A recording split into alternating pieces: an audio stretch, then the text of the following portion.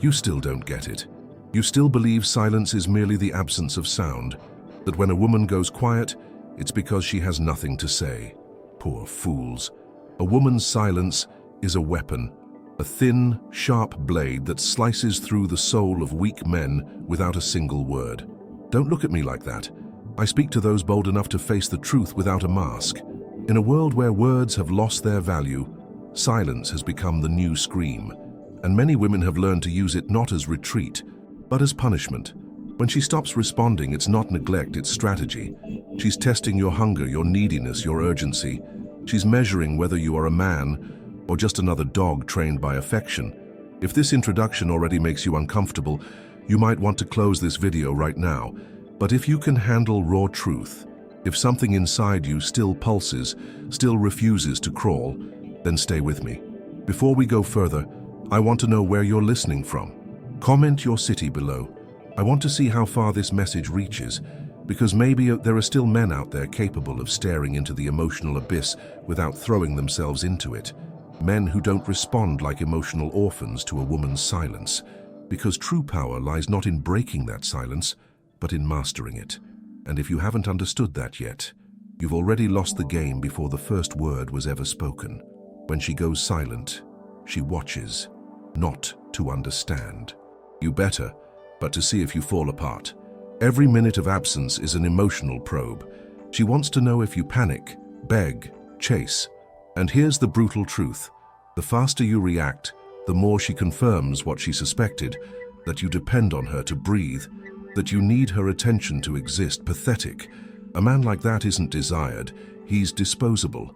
Because in the invisible theater of seduction, needy attachment is the role of an extra, not the protagonist. And Nietzsche tells you, a man who cannot remain whole in silence does not deserve to be heard in noise. Want to win? Don't play her game. Become the mirror. Say nothing. Don't attack. Don't explain. Don't beg.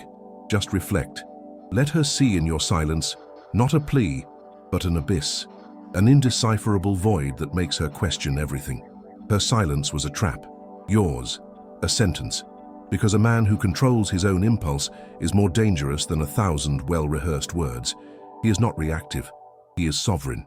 And if you still feel the need to prove yourself to others, you've proved nothing to yourself. Indifference is not coldness. It is art. It is strength. It is self-mastery in the face of someone else's chaos. But don't be fooled. The game doesn't end with her silence. It begins there. What you do during that void reveals everything. The weak spiral into crisis, scroll through their phone, stalk her last scene like hungry children waiting for crumbs. The strong, however, turn the silence into a laboratory. They train, study, get richer. Each unanswered day becomes a day of evolution. And if she returns, she won't find the same man. She'll find someone new, someone who grew, who expanded, who became dangerous. Nietzsche would call this transvaluation, what wounded you and refined you. The silence wasn't punishment, it was fire that revealed the metal. And when she reappears, as they always do, she'll bring the same strategic sweetness, the same smile that once disarmed you. But this is where most men fall. They forget the pain. They forget who they became. They open the door as if nothing happened, as if they're the same, as if they're available to be hurt again. To me, that is the most grotesque form of decay. A man who shrinks again for a caress betrays himself. The woman may return, but she must not find you where she left you. Either she rises to your new level, or remains lost. Many ask me, Nietzsche, what if it's true love? What if she's confused? What if her silence is pain, not a game? Poor romantic souls. You still don't understand that love born of doubt is just a simulation. What kind of love expresses itself through absence, denial, the torture of waiting? Real love does not punish, it shares. Real love doesn't test, it reveals itself. Anything wrapped in indecision, punishing silence, emotional manipulation is poison. And you drink it like wine. Wake up, you are getting drunk on your own illusion, and the price will always be your dignity. There's a point where her silence stops being charm and becomes blackmail. A point where the game is no longer flirtation but sadism. When you reach that point, the only worthy response is not to insist, but to leave. but leave without speeches, without drama, without explosions, cut, disappear, vanish with the same coldness with which you were treated, because insisting where there's no reciprocity isn't romance, it's desperation dressed as hope. Nietzsche does not ask you to fight for love. He demands that you fight for respect. And where there is no honor, the warrior plants no flag. He turns his back with contempt and silence and walks toward where his presence is celebrated, not tested like emotional begging. A man who withdraws with sovereignty leaves behind a trace even absence cannot erase. Because he doesn't shout, doesn't justify, doesn't send long messages trying to explain the inexplicable, he simply ceases to be there. And that wounds more than any word. She will feel it, not out of vengeance, but because real value is not begged for. It's noticed when it disappears, and that's when the scale flips. What used to be she vanished, he suffered becomes he went silent, she collapsed. Because the silence of a man who knows himself is deafening, and she will feel it as an echo that returns night after night while she tries to understand why the man who once seemed available is now untouchable. Men listening to me, write this on your soul. The pain of abandonment is real, but it's a call to transformation. Don't use her silence as an emotional grave. Use it as a forge, as a lab for reconstruction. Let every minute of waiting be an investment in strength. Let every absence become muscle, discipline, clarity. You're not losing anything. You're being invited to become everything. But only those who understand this cross the desert with dignity. The rest crawl for messages that never come, for replies that don't arrive, for crumbs that insult their own greatness. And that Nietzsche despises with all his strength. And then comes the most dangerous moment of all, the return. She comes back, maybe with a "hey stranger," maybe with a like on an old photo, maybe with a subtle invitation. And you, intoxicated by the craving you nurtured in silence, think, this is it. Pathetic. You trained your body, read books, rebuilt your life, and you want to give all that away for an emoji? You're not in love, you're addicted.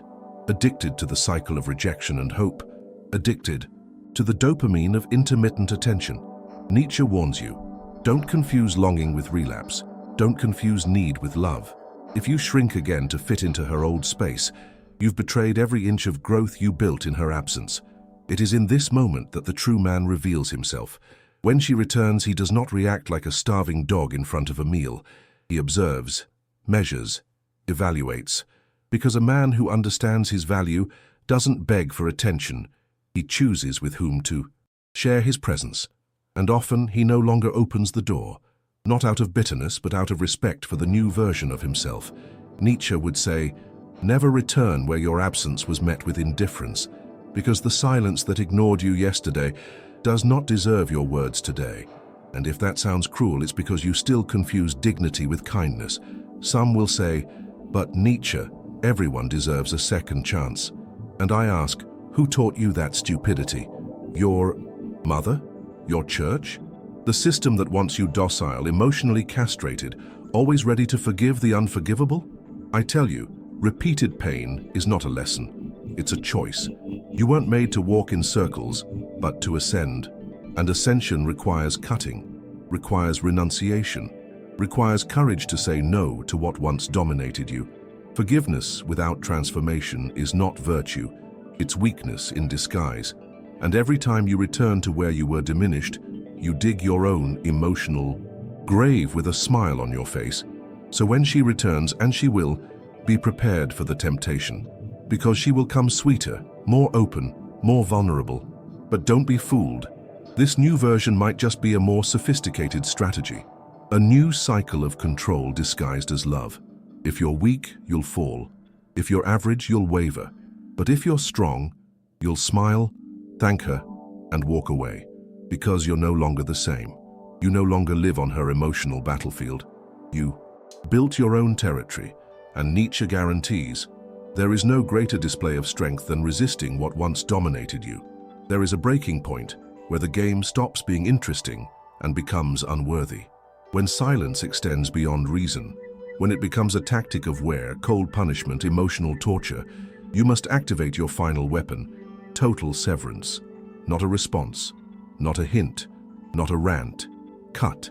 Disappear from her life as if you never existed.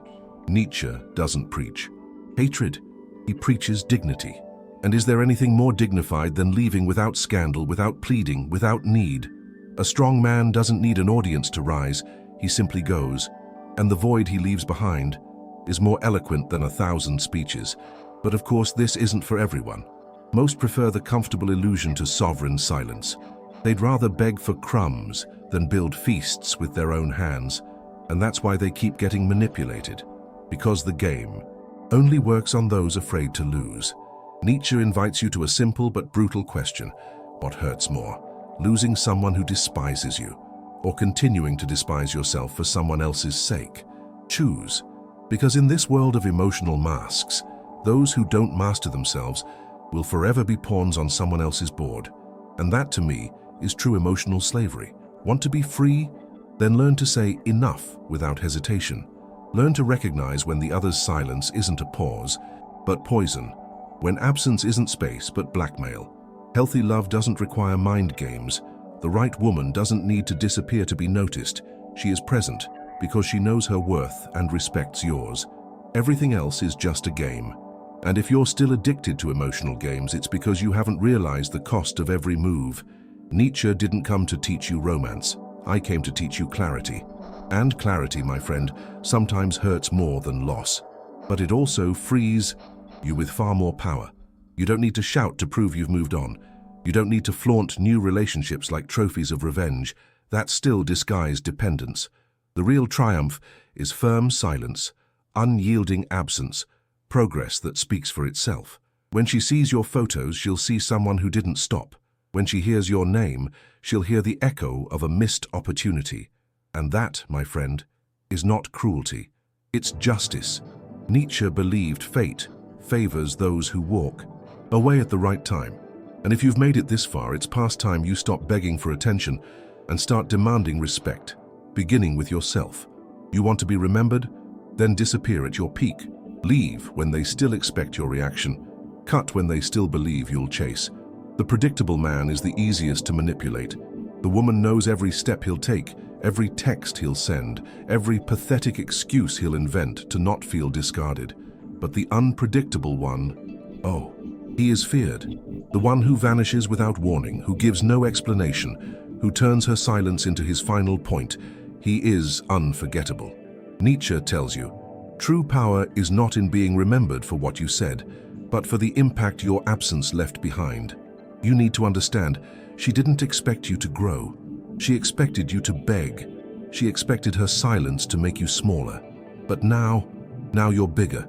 Now you no longer fit into the little game that once trapped you. And maybe, just maybe, she misses exactly what she tried to control. Nietzsche never asked for submission. He asked for elevation. And those who rise inevitably leave behind those who chose to crawl. Not as punishment, but as the natural consequence of ascension. Her silence was the trigger. Your evolution is the verdict. Now I ask you, and take this as your final provocation, will you keep letting yourself be tested like a trained dog waiting for affection? Will you keep thinking love is something you beg, for that respect is something you ask for? No, my friend. Respect is imposed through absence, through coldness, through transformation. Nietzsche never begged for attention. I expelled the entire world from it, because one with a high purpose does not bow to low games. And you? Will you keep reacting like an emotional orphan to every woman's silence? Or will you finally realize that true power lies in turning your pain into rebirth? If you've made it this far, you already know. This video wasn't made to comfort, it was made to awaken. If you felt anger, discomfort, truth, good, that means there's still life inside you. Now, prove you're not just another domesticated soul. Write in the comments, "Reborn in silence."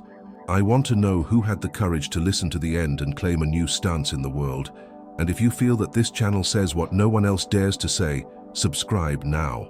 Because I don't want followers, I want allies, thinkers, warriors, and above all, free men.